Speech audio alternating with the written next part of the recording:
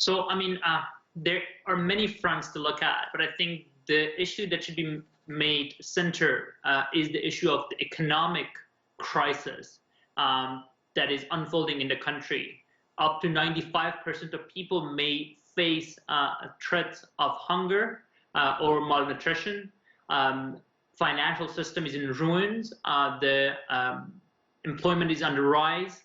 Afghans actually have a very hard time even getting the basic necessities of life. Many people have turned into selling the little belongings they had to just make enough money to buy the basic necessities of life. So there is immediately there is a way that the past 20 years is looked at from the military perspective, and people are talking about how the military collapsed, how the government collapsed. But I think there's another piece to it, that how the economy collapsed and how little was done to create a genuine, lasting, real economy in Afghanistan, and how everything, it seems like, was actually running on borrowed time and foreign money. So, Haroun, there are two camps in the international community, if you will. One camp favors engagement with the Taliban. Another camp favors isolation, and they take an attitude of let's wait and see if they keep their promises. Well, having heard you talk about the dismal economic situation, which actually is a better approach here? I think the issue of aid should be depoliticized. It should not be conditional. It should not be a wait and see approach. As you just heard, the head of WHO, the head of UN, and many other entities have urged the international community to address this issue with the urgency that it actually calls for. So that's number one. But beyond that, the aid alone will not save Afghanistan's financial system. The aid alone will not save Afghan currency, which will be a central issue in a country that relies mostly on import.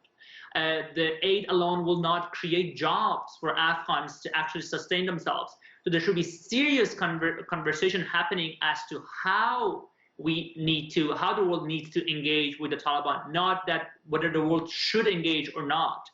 I think we tried isolation. Last time Taliban were in power, the path of isolation was taken. And I think it is also important to keep in mind that how the world reacts to the Taliban is going to determine their chances of actually being able to govern, their need to rely on alternatives like opium or other illegal sources of funding. All of them are going to be dependent on how the international community is going to react to them. If we go down the path of isolation again, we may be pushing Taliban towards Afghanistan to become a failed state, a place where terrorism can flourish, and also may actually push Taliban towards more reliance on opium and funds that maybe some groups like Al-Qaeda could make available to them. So it's very, please. But Haroun, how do you keep them accountable? I mean, they have made promise after promise. They promised to have an inclusive government. It's anything but inclusive or representative of the country's ethnic and religious diversity. They said women could work. Women are now staying at home. They said girls could get an education, but now secondary education is on hold. There's got to be some give and take here.